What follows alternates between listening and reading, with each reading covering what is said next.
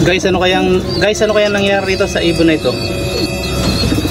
So guys, ano kaya nangyari sa ating 13-year-old na si Tournier Belgium? Bigla lang siyang tumalon-talon at nakakala mo ay nangingisay.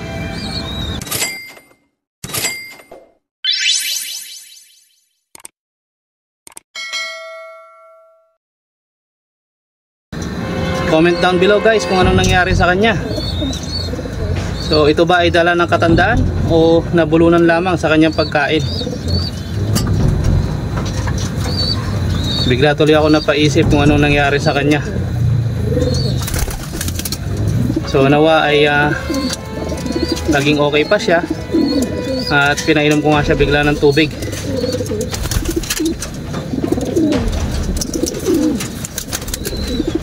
So maging okay pa kaya ang ating si Belgium Tournier?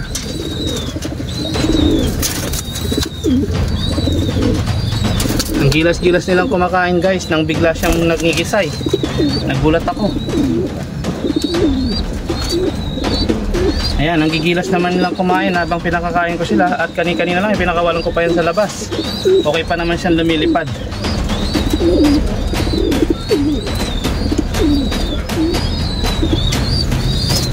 So sana ay nabulunan lamang siya at makarecover.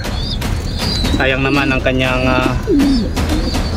lahi at nagpo-produce pa ito guys sa kabila ng kanyang edad.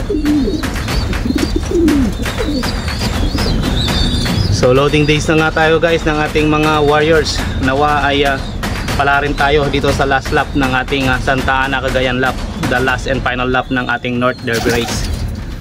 So naisakay na nga natin ang ating mga birdie at ihahatid natin sila ngayon sa kanilang last lap destination.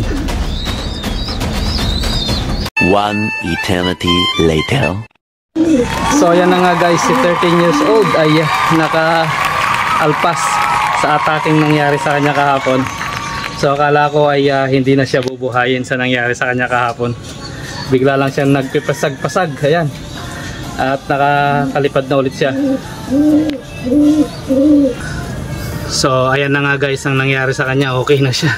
Sa kabila ng mga akala ko kahapon ay katapusan niya na, kaya bumalik na naman ang kanyang lakas. So napakatanda na talaga itong Tournier Belgium na to.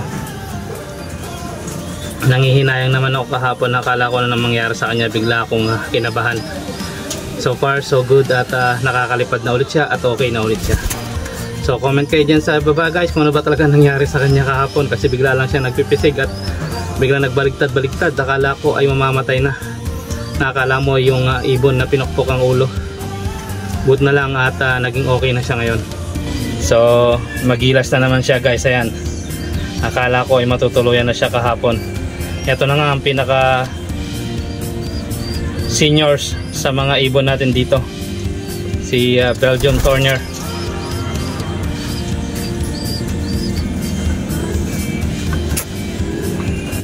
At sumusunod nga sa kanya mga edad itong mga matatandang linyada natin na ito ng Mandy Sarmiento.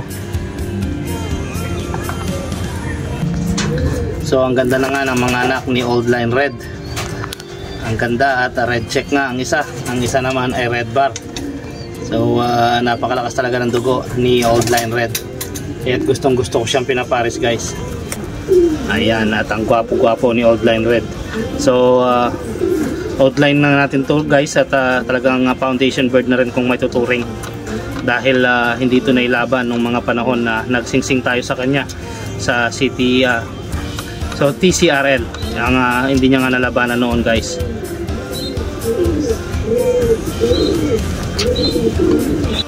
Ayaw di ma. Pinakawalan na natin ang ating mga breeder guys at ang mga stock bird na nandito sa ating baratang kulungan, upang sa ganun ay ma-training naman sila at maipagpag ang kanilang mga katawan.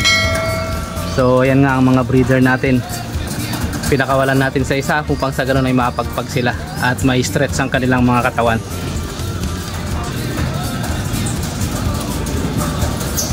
Kita nyo naman at sa pakawala pa lang sa kanila, hingal na hingal, habang ang mga talagang sadyang lumilipad dito ay akala mo wala lang.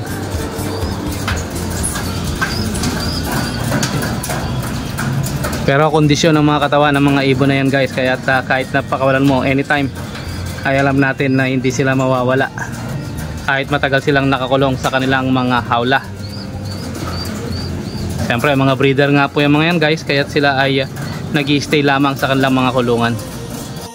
At ang mga ibon nga ito guys ay mga sanay na sanay. Kapag gusto mo silang paliparin ay maghuni ka lang, nakakala mo malaking ibon, siguradong lilipad sila at mabilis. So ganun lamang guys, at talagang pipitik sila.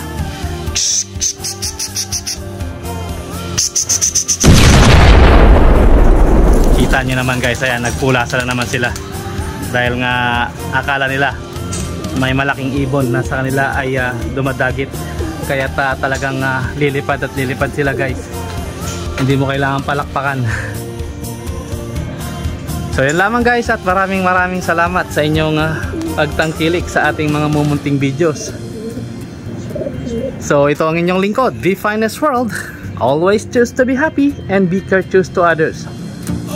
And let the Lord God Almighty be the center of our lives. Bye for now and God bless. Yan ang mga breeder natin guys, na kahit anong oras ay paliparin mo, ganyan sila kung pumitik. Hingalin man, pero lilipad at lilipad ulit. Dahil nga kondisyon ng kanilang katawan sa kabila ng sa kanila ay naka-stack lamang sa kanilang mga breeder cage. So yun lamang guys, at God bless po sa lahat.